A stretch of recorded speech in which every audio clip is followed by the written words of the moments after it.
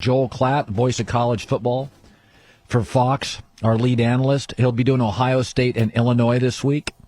I'm watching Ohio State, and it's the shakiest top 4 team in the country I've seen in a while, and Joel Klatt's joining us. The first college football rankings will be released tonight. Bama would be number 1. What is your guess on the top 4 from the committee tonight? Well, I mean, that's such a great question, and I don't know. I feel like I've got a good beat on them, Colin, but this year is just so different. I have no idea how they're going to view what teams are doing as far as number of games that they've played. You know, are they going to reward teams that have played more games versus fewer games? I think that remains to be seen. How much of the eye test are we giving credence to? How much to quality wins? You know, so on and so forth. If I had to venture a guess, I always think that the committee at the end of the day takes the path of least resistance. You know, I've said that to you before. Path of least resistance. That's what they want to do. They don't want controversy. So I think that the easiest path for them, at least this week, is going to be Alabama number 1, Notre Dame number 2, Ohio State 3, and Clemson 4. Now, having said that, I'm not going to be shocked at all after last week when you saw Ohio State give up well over almost 500 yards passing, 491 yards passing to Indiana when Indiana couldn't run the football at all. I'm not going to be shocked at all if they put Clemson ahead of Ohio State and put them at number 3, in particular because they didn't have their quarterback and lost in overtime on the road with a true freshman quarterback starting that game against Notre Dame. No, I think Clemson, if they had Trevor Lawrence, would beat Ohio State. What is wrong with their defense? Well, you have to understand that last year this defense and this scheme was basically invented by Jeff Hafley, who's now the head coach at Boston College. And it was a scheme that in large part was built in order to allow great players to be great. We're just going to line up and we're going to let them run and make plays and be really good, minimize explosives. He thought that the more times he forced an opposing team to snap the football, the better his chances are of Chase Young making a play or Jeff Okudah making a play or Damon Arnett making a play, all first-round draft picks, 2 corners in the defensive end. So now all of a sudden, and that, by the way, that worked, right? They played with 1 safety, Jordan Fuller, picked off Tom Brady last night, I think twice, but definitely to end that game, basically.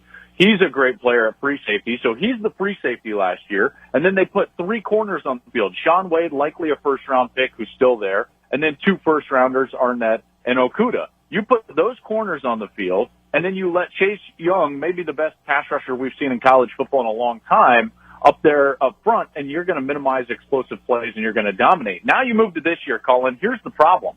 Last week alone, they gave up 4 plays of 50 or more yards, 4 of them. Last year, they only gave up 1 of those plays in the whole season.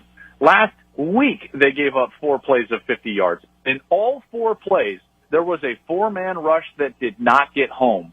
You cannot underestimate the power of what Chase Young brought to that defense last year. You could not sit back in the pocket and put the ball down the field. They had missed assignments all over in the back end. I think that you saw a team that was playing their 4th game with a lot of new players in the back end, and they didn't have an excellent pass rusher up front. And I think that's really what's wrong with them right now. Yeah.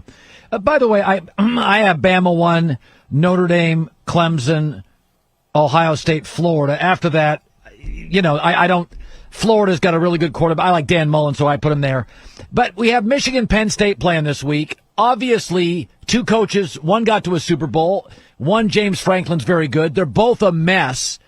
Is there one common thread? James Franklin's a good coach. Harbaugh's been a good coach. Like, they're both a mess. You told me last week Penn State had some key guys opt out. Maybe that's it. Who do you think wins? And can either one of these teams, they'll be better next year, right? Like, Penn State and Michigan will win again next year, right?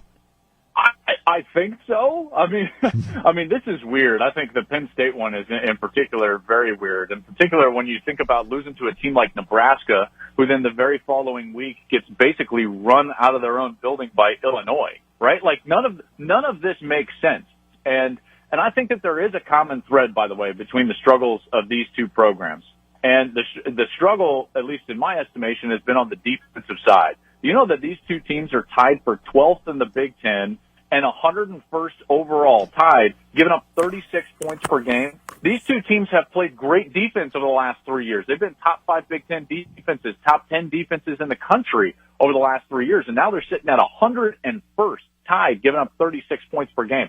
That's a problem. That is a huge problem. For Michigan, I think it's a deeper problem than what Penn State's is. And the reason is that you can point to Micah Parsons not being on the field for Penn State. Colin, I think he's the best defensive player in college football, or would have been this year. And him not being out there is a drastic blow for Penn State. Meanwhile, Michigan, they just don't have the corners. They're not getting to the quarterback, and they don't have the corners to play like they have in the last couple of years under Don Brown, who's a very aggressive man coverage, blitzing style of defensive coordinator, and they're just getting torched on the outside. I mean, think about it. Rutgers scored more points on Saturday against Michigan than they had in their previous 5 meetings, right? Like, I mean, this is not even close for Michigan, and I don't know what the answer is. They've recruited really well, or at least they will be recruiting really well. They've got a top 10 class coming in for 2021, but they need help on the outside, and I don't know where that fix is. Yeah, it's bizarre. You know, Harbaugh is one of those guys. I understand the criticism. He makes himself a target. But it is funny. His resume is exceptional, and he's having a terrible year. And so I think if you're unlikable, Brian Kelly at Notre Dame, first couple of years, wasn't very likable. He was kind of opinionated, blustery face. They had that tragedy on campus, and Brian wasn't terribly likable. And we all kind of pick favorites. So the minute Harbaugh truly stumbles, we all beat up on him. But his resume is he wins a bunch of games everywhere. And Brian Kelly now, nobody wants to acknowledge they were wrong on Brian Kelly. There's a likability quotient. I will say this. Dabo Swinney, to me, I think he's funny. He just doesn't give a damn.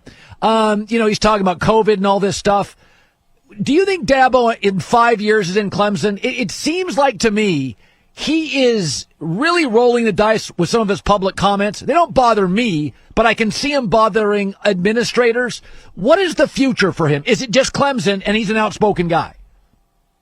Well, Dabo is an interesting one to me because as he becomes more and more successful, Colin, don't you get the sense that he becomes kind of a public enemy? Yes. Number one in college football. Yes. Isn't that fascinating? And listen, he is what social media hates. Let's not beat around the bush. Confident. Right? Like in this day and age, social media in particular, that sector of people who are really active on that site or on those sites don't like anything that Dabo Swinney represents. I'm talking about personally anything, right? And so he does things like this.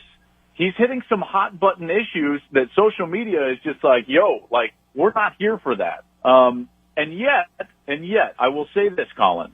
Think of all the players that stay an extra year when they should be going to the NFL. Yes. Like, his players love him. Yes. They have this culture of family there at Clemson that I don't think people from the outside understand. And I think that's part of the reason why people want to tear it down. They don't like it, right? They don't like this. Whatever's going on at Clemson, people don't like it. And yes, this is not going to help his reputation or likability factor, what's going on this week.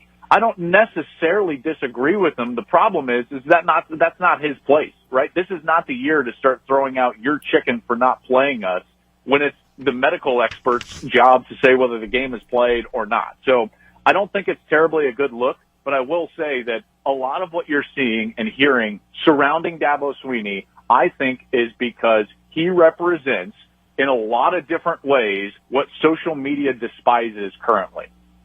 That makes him more likable to me. I think I like him. I mean, social media is just snowflake city. It leans goofy left, and I tend to be somebody that socially leans left. It's all goofy left. It's all, I got to be honest with you. Dabo there are things I don't love about him and things I socially totally disagree, but you make a very good point. His players love him. We got to go. Joel Klatt this week has Ohio State at Illinois. Maybe Ohio State, the Buckeyes can hold Illinois under 600 yards. We'll see how that works out. We will see how that goes. By the way, my alma mater is catching 12.5. I feel like what? What? Seems like you're almost upset to me. I don't know. Go Buff. Hi, everybody. Thanks for watching. Subscribe here to get the latest from the show. Also, be sure to check out more of the best clips from The Herd or go watch a few segments from other shows on FS1.